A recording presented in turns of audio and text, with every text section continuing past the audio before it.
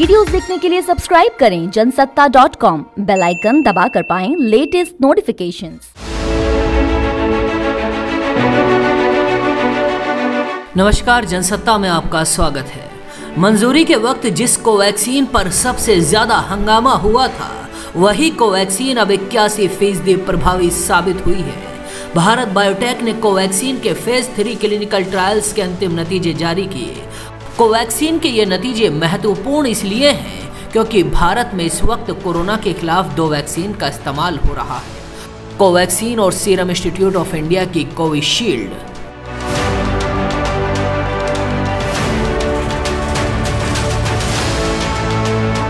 इन दोनों में कोविशील्ड को अब तक प्राथमिकता दी जा रही थी, जबकि नतीजों से साफ है कि 72% असर दिखाने वाली कोविशील्ड के मुकाबले कोवैक्सीन ज्यादा असरदार है। अब समझना यह है कि स्वदेशी कोवैक्सीन के नतीजे भारत के लिए अहम क्यों हैं।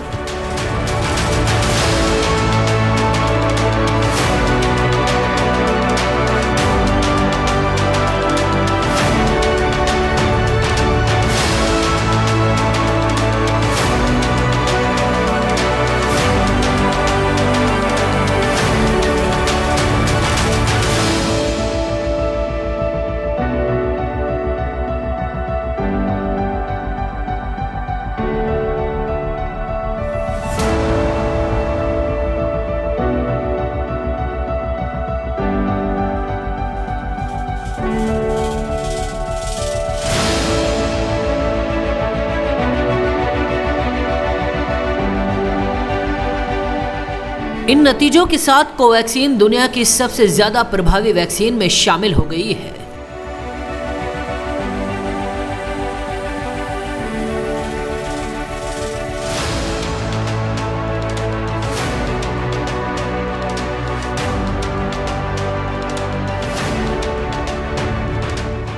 कंपनी का दावा है कि अब तक दुनिया भर के 40 देशों ने कोवैक्सीन में रुचि दिखाई है और अब फाइनल रिजल्ट के बाद कोवैक्सीन की मांग तेजी से बढ़ेगी।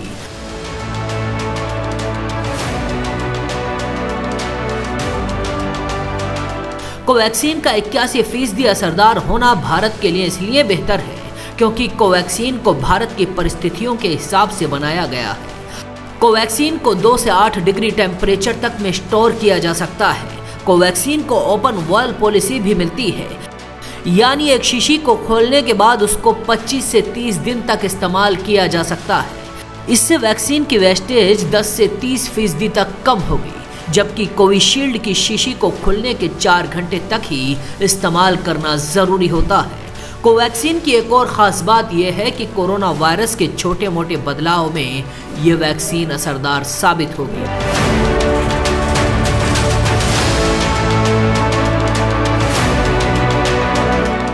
पीएम नरेंद्र मोदी ने कोवैक्सीन का ही डोज लिया था और कोवैक्सीन पर ही भरोसा जताया था। अब आने वाले समय में लोग कोवैक्सीन को प्रमुखता देंगे।